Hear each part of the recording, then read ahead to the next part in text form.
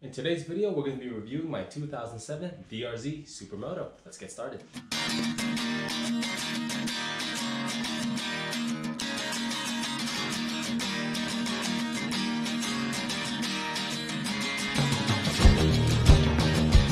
The DRZ 400 Supermoto has been around forever. It's been pretty much unchanged since the beginning of its life in the early 2000s as a Supermoto, and the DRZ 400S has been pretty much identical. What you have in front of us today is a 2007 DRZ 400. Now the difference between the Supermoto versus non-Supermoto are predominantly the wheels. It's going to have 17 front and rear upgraded suspension, but besides that it's going to be pretty much identical to the S and the E version. My thoughts on the DRZ Supermoto is it is the perfect second bike in your stable. Now let me tell you why that is. In my opinion, there is no better second bike than the DRZ 400, specifically Supermoto. Now that's a pretty bold claim. Coming from a guy that's owned 27 bikes, I still consider this the best second motorcycle you can own.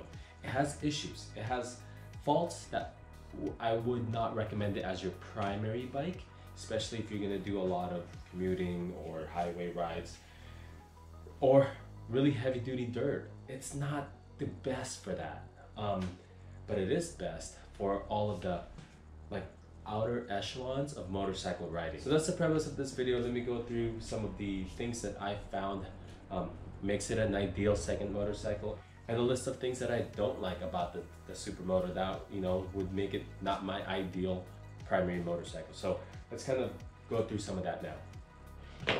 So some of the main reasons that the DRZ is an ideal second bike is it is the best platform for you to take your wherever you are on your motorcycle skill level.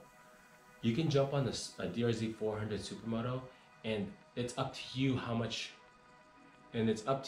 more you want to learn. If you want to get better on the track, you can take this to the track, specifically Supermoto tracks. You can take this to the track, and I've done it a couple times.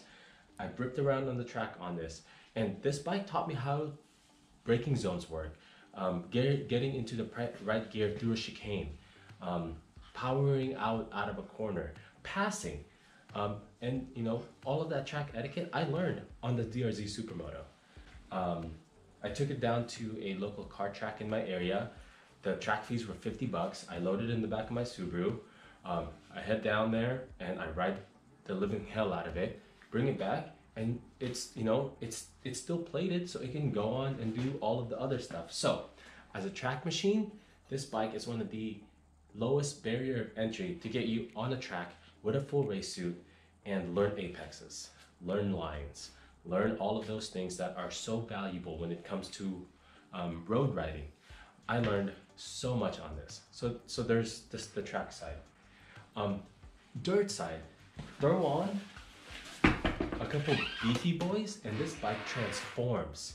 This bike transforms. Look at, in this setup, I can go track to trail in like 10 minutes. I can swap them over, and I'm ready to go rip it up with a couple CRF 250Rs. That's what my buddies have, a couple of CRF 450s, and I'm not as fast as them, but I'm with them. I'm doing the same course that they are, and I'm doing it on the same platform. So this bike taught me how to not clinch up my forearms, how to ride standing up, how to pinch the tank when I'm going through whoops. This bike taught me all of that. How to hill climb, how to control my descents.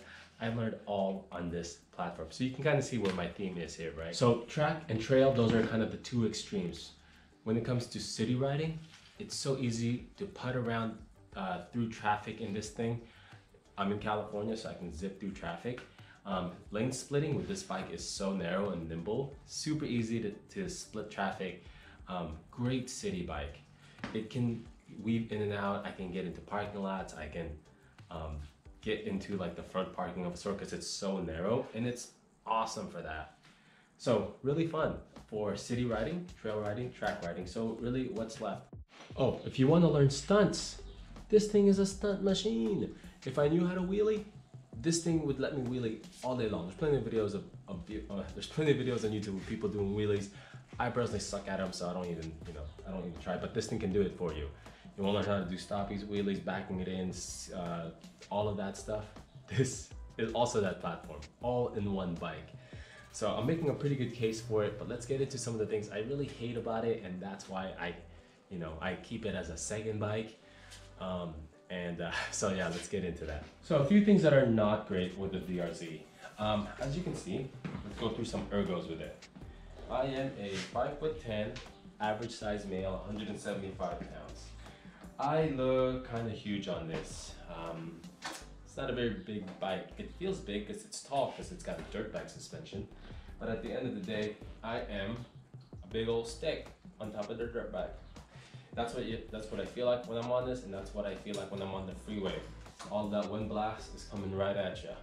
This bike only weighs 220 pounds. So when you're doing highway speeds, it doesn't do them well. This bike has some upgrades, and I'll go into the next portion of that as far as what upgrades you should do to this. So it's got some upgrades that make it a little bit more comfortable, but it buzzes. It's a single cylinder making insufficient power really for highway riding. It'll go up to 90 plus, and I've gotten this specific one into that section, but it doesn't like it. It buzzes, it howls, it fights it the whole time. You can do 70. You can do 70 for a while. So that's that, but it's not that stable. I'm not gonna be passing cars at like 85 on this like often. I would have to think about it. I would have to mentally prepare, like, is it now? Do I do it now? And then I would have to like, okay, let's do it. You know, like that's not that great for me. I'm not a big fan of that. I can do about an hour on the freeway until I want to get off of it and go get something faster. So, yeah, I mean, it's doable. Maybe if I was younger, I'd be more down for it. So, ergos, it's a great dirt bike. Body position when I'm standing up, awesome. When your pinch points are, there's actually padding there, so it's really great. You can sit up, ride back, great for dirt bikes. Well, because it's a dirt bike. Two-up riding. Two-up riding isn't that bad. It's a pretty big banana seat, and I've got a rack back here, so my partner, she would have like something to hold on to, but it's a big banana seat. Sliding is obvious, that's gonna happen. So, you know, that's not great. And it's not that powerful, so two-up riding on here is really just for like, I don't know, like getting boba on and then like stopping.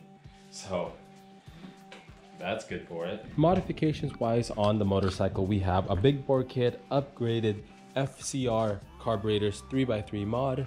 I have a stock exhaust, stainless steel front and rear brake lines. The previous owner upgraded the rear suspension. I have a red shock and apparently stiffer progressive springs and a Vaportec trail, and lastly a rear rack. Oh, of course, case savers, which are absolutely necessary when you're on a DRZ, E or Supermoto or S, whichever. So as you can see, it's a heavily modified DRZ. The power delivery on this bike is a little bit better than stock. I mean, it's got a big bore kit and an upgraded carb. It's got just about all the work you can think of when it comes to performance. So this one's pretty set up. Also, I've got an extra set of wheels and tires for this. So in my opinion, this is the ultimate DRZ you can have. It's got everything you need to go fast on the track, on the trail. Performance-wise, it's really just all there: braking, going, stopping. So if you were to build a ideal DRZ, it'd probably be this setup, in my opinion. As far as the looks, you can go as crazy as you want when it comes to the decals, which honestly, you should put some on. It makes it fun. I went with more of a subtle guy, and I love the gray and blue color. And I think the decals really make the bike look fantastic and slightly more modern than just any old dirt bike. So yeah, go for it. They're like $100 on eBay. You can get like any pattern you want. Do it, man. Like, it's not that hard to put on. You do need some items. I have a whole video of me putting it on, so I'll give you all the tips and tricks in that video. But yeah, go out on the decal. It all comes off. Like, it's not even a big deal. The rim tape, I went with it too. They do kind of get beat up when you take them on dirt, so you know, just be mindful of that. But yeah, man, looks wise, the DRZ is what it is. It's a dirt bike that has supermoto wheels. I think it looks pretty cool. I'm a big fan of the supermoto look, but you know, I own one, so I'm a little biased. And this is why it is the best second motorcycle you can ask for. You can absolutely make it your primary, but if you're looking for a motorcycle to expand your motorcycle skill set into those different possibilities with a motorbike, look no further than the DRZ Supermoto as your main steed for that platform. It's got its flaws, which we covered, but honestly, they make up for it in what it can give you. So I hope you guys liked that video. I hope you learned something. I have a bunch of videos. If this is your first one in my channel, I have a bunch of videos on this bike. So thank you for watching. Of course, like and subscribe, and I'll see you on the next video. Bye.